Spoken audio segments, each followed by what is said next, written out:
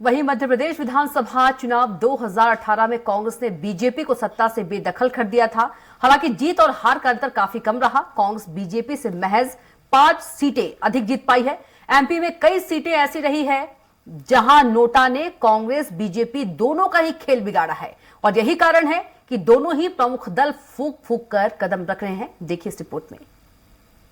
5 राज्यों में 2018 विधानसभा चुनावों में सबसे नजदीकी मुकाबला मध्य प्रदेश में रहा, जहां बीजेपी और कांग्रेस में कांटे की टक्कर रही। राज्य की कुल 230 सीटों में कांग्रेस ने 114 जबकि बीजेपी ने 109 सीटें जीती।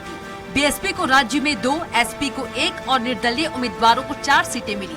वैसे तो आए नतीजों में कांग्रेस और बीजेपी के बीच केवल 5 सीटों का अंतर रहा, लेकिन अगर आंकड़ों पर नजर डालें तो पता चलता है कि नोटा ने कई सीटों पर नतीजे तय करने में अहम भूमिका निभाई है। मध्य प्रदेश में 20 से ज्यादा सीटें ऐसी रही हैं जहां नोटा ने प्रत्याशियों का खेल बिगाड़ा है। इन सीटों पर विजेता और दूसरे नंबर पर रहे प्रत्याशियों के बीच वोटों का अंतर नोटा को मिले वोट से भी कम है।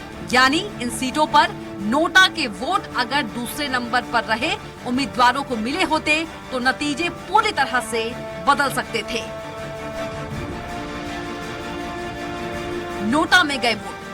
भैंसदेही में 7,948, शाहपुरा की बात करें तो 6,543, जुनारदेव में 6,245, झाबुआ 6,188, बिछिया 5,915, अमरवाड़ा 5,910, घोड़ा डोंगरी 5,542, पंधाना 5,477, चितरंगी 5,420, निवास 5,327, मानपुर 5,320, बेहद 5,249, पेटलावत 5,146, जोबट 5,139, गंधवानी 5,126, बांधवगढ़ 5,037, डिंडौरी 4,940, अलीराजपुर 4,843, सिहोरा 4,620, बड़वानी 4,611, थांदला 4,568, ब्योहारी 4,474, हरसूद 4,385,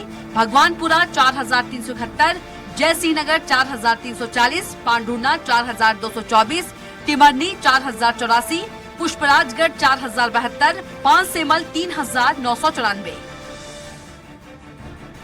लखनादौन 3,917, भीकनगांव 3,885, धर्मपुरी 3,832, बडवारा 3,783, सेंधवा 3,782, मंडला 3,642, सैलाना 3,477, राजपुर 3,351, सरदारपुर 3,298, बागली 3,086, कुक्षी 3,016, धौनी 2,810, अनूपपुर 2,730, नेपानगर 2,551, बरघाट 2,372, रतलाम ग्रामीण 2,320, मनावर 2,278, जैतपुर 1,973।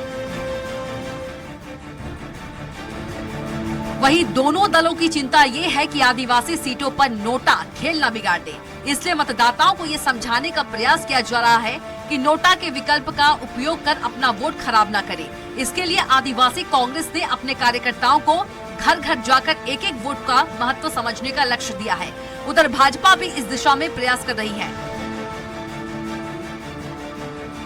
बहरहाल चुनाव मुहाने पर है, ऐसे में दल आम मतदाताओं को समझने बुझाने में लगे हुए हैं कि किसी भी कीमत पर आम जनता नोटा का इस्तेमाल नहीं करे तो बेहतर है। नेताओं और कार्यकर्ता डोर टू डोर जाकर ये बताने का प्रयास कर रहे हैं कि अगर आप नोटा का इस्तेमाल करेंगे तो आपका वोट खराब होगा। इससे बेहतर है कि आप अपने वोट का इस्तेमाल करें। ऐसे में देखने वाली बात ये होगी कि आने वाले चुनाव में आम जनता दलों की बात मानकर नोटा का कितना कम इस्तेमाल करते हैं या फिर पूर्व चुनाव की तरह नोटा एक बार फिर से कई सीटों के समीकरण बिगाड़ेगा। सलमान खान, स्वराज एक्सप्रेस।